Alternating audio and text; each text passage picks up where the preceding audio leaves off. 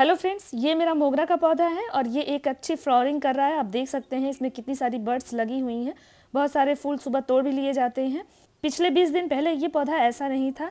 मैंने इसमें organic compost use किया है और इसमें मैंने कोई भी केमिकल कंपोस्ट यूज़ नहीं किया है। सारा ऑर्गेनिक है और घरेलू चीज़ें मैंने इस्तेमाल की हैं। तो घरेलू चीज़ों को इस्तेमाल करके भी हम अपने पौधे को अच्छी फ्लावरिंग करा सकते हैं। हालांकि केमिकल कंपोस्ट कोई बुरा नहीं है फूलों के लिए, उसके लिए हम इस्तेमाल कर सकते हैं। खाने वाली चीज़ों में हमें केमिकल को अवॉइड करना चाहिए, लेकिन इसमें हम कर सकते हैं। आप चाहें तो डीएपी भी कर सकते हैं, कोई प्रॉब्लम नहीं है डीएपी को भी यूज़ करने में। लेकिन केमिकल कंपोस्ट में सिर्फ एक प्रॉब्लम हो सकती है कि अगर उसकी मात्रा ज़्यादा हो जाती है तो हमारे पौधे को नुकसान हो सकता है, सॉइल मिक्स को नुकसान हो सकता है। ऑर्गेनिक में एक फ़ायदा होता है कि उसको हम मात्रा ज़्यादा भी कर दें तो भी हमारे सॉइल मिक्स और पौधे में कोई नुकसान नहीं होता है। तो चलिए आज के वीडियो में मैं आपको बताती हूँ कि ये पौधा इतनी ग्रोथ पे और इतनी बढ़िया इसमें बडिंग और फ्लावरिंग कैसे हो रही है। सारा कुछ आपके साथ शेयर करूँगी पूरे अपडेट के साथ, तो वीडियो को एंड तक जरूर देखिए। तो लगभग 20 से 22 दिन पहले ये पौधा कुछ इस तरह का था। इसमें अभी फ्लावरिंग नहीं हो रही थी और ये अभी डोरमेंट ही था। हालांकि ये धूप में टेरेस पे रखा हुआ है, जिसकी वजह से ये एकदम से डोरमेंट नहीं हुआ, लेकिन फ्लावरिंग नहीं हो रही थी जनवरी फरवरी में। इसमें फरवरी एंड होते ही इसमें अच्छी ग्रोथ दिखने लगी थी और इसकी पत्तियाँ और ब्रांचेज आप देख सकते हैं इस तरह से है। लेकिन ना ही इसमें कोई बड्स बन रही हैं और ना ही कोई चांस है।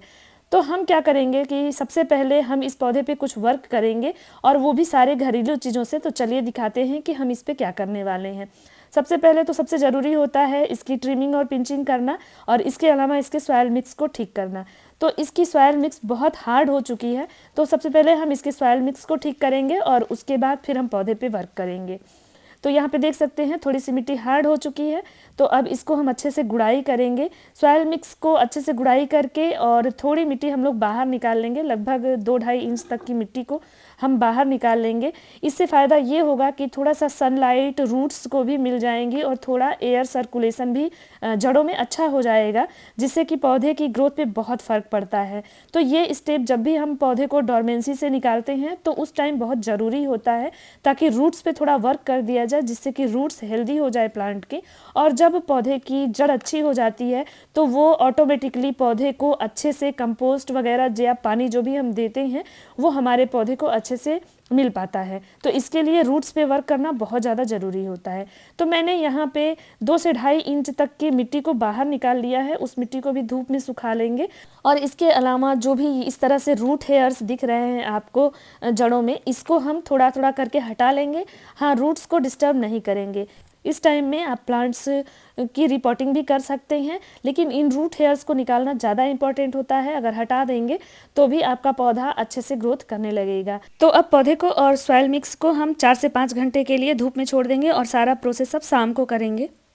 तो अब 4 से 5 घंटे बाद हम देखते हैं और ये सारा प्रोसेस हो चुका है। अब हम अपने पौधे की अच्छे से ट्रिमिंग करेंगे, खूब अच्छे से ट्रिमिंग करेंगे। और इस टाइम में क्योंकि ट्रिमिंग करना बहुत ज़्यादा ज़रूरी होता है, जब हम अपने पौधे की अच्छे से ट्रिमिंग यानी कि कटाई कर देते हैं, हार्ड ट्रिमिंग करेंगे हम यहाँ पे।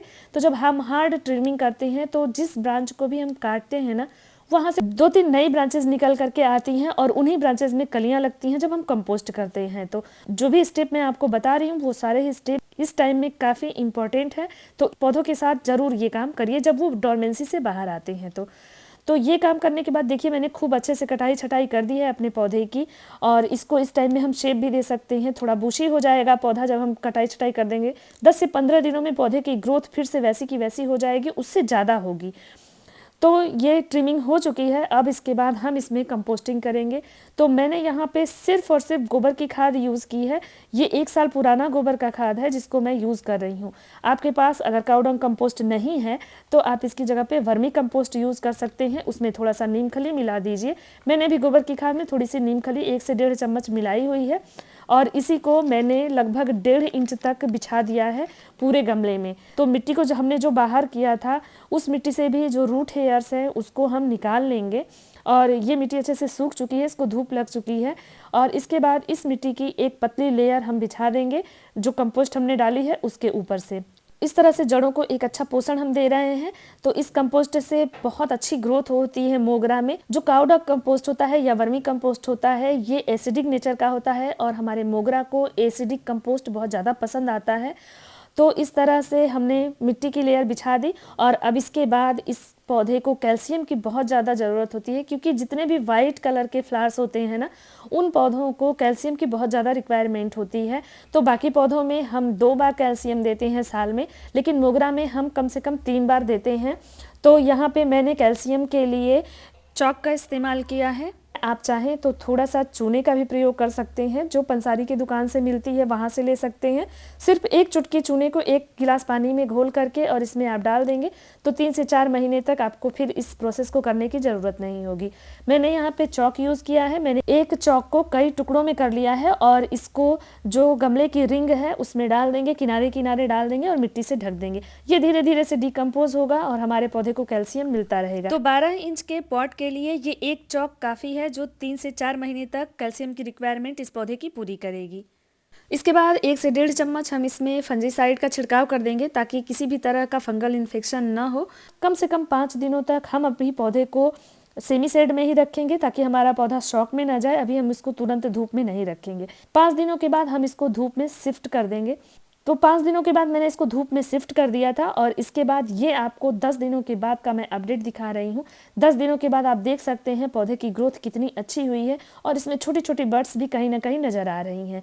तो अब इस टाइम में हम फिर से अपने पौधे की अच्छे से गुड़ाई करेंगे। गुड़ाई करने के बाद हम इसमें एक लिक्विड कंपोस्ट देंगे। ये कंपोस्ट भी बिल्कुल घरेलू है, एकदम आसानी से मिल जाता है। जी हाँ, ये सरसों खली का लिक्विड कंपोस्ट है। बहुत ही माइल्ड बनाया है हमने, क्योंकि धूप बहुत ज़्यादा तेज़ हो रहा है और गर्मी भी पड़ने लगी है। तो ज़्यादा हम इसको कॉन्सेंट्रेटेड फॉर्म में नहीं डालेंगे, जितना ज़्यादा हो सके हम इसको डाइल्यूट करके डालेंगे। 2 चम्मच सरसों खली को हमने 1 लीटर पानी में भिगो करके 2 दिनों के लिए रख दिया था और अब इसको 2 लीटर बना दिया है। मतलब इसमें 1 लीटर और पानी मिला दिया है और अब इस लिक्विड फर्टिलाइज़र को हमने अपने पौधे में दे दिया है। तो 10 दिन के बाद ये लिक्विड फर्टिलाइज़र हम दे रहे हैं, जब छोटी छोटी बड्स लगी है पौधे में। और ये बहुत ही बेनिफिशियल होता है, क्योंकि मोगरा में बड साइज और फ्लावर साइज जो है, जब हम इसको हर 10 दिन पे डालेंगे, इस कंपोस्ट को एकदम माइल्ड बनाना है, इस बात को ध्यान रखिएगा। तो हमारी जो फूलों की साइज़ होगी वो बड़ी होगी, तो इसके लिए हम इसको यूज़ करेंगे और काफ़ी संख्या में भी फूल आएंगे। इसकी जगह पे आप डीएपी का भी इस्तेमाल कर सकते हैं, लेकिन मैंने कोई केमिकल नहीं यूज़ किया है, सिर्फ घरेलू चीज़ों से और ऑर्गेनिक कंपोस्ट यूज़ करके मैंने इस पौधे को तैयार किया है। तो इस तरह से हम ऑर्गेनिक चीज़ों को भी यूज़ करके घर में ही जो अवेलेबल है उनसे हम अपने पौधे की ग्रोथ अच्छी कर सकते हैं। सो होप सारी इन्फॉर्मेशन अच्छी लगी होगी। अगर अच्छी लगी है तो वीडियो को लाइक ज़रूर करिएगा, चैनल को सब्सक्राइब कर लीजिए। ऐसे इन्फॉर्मेटिव वीडियोज़ मैं लेके आती रहती हूँ। तो फिर मिलते हैं। Thank you.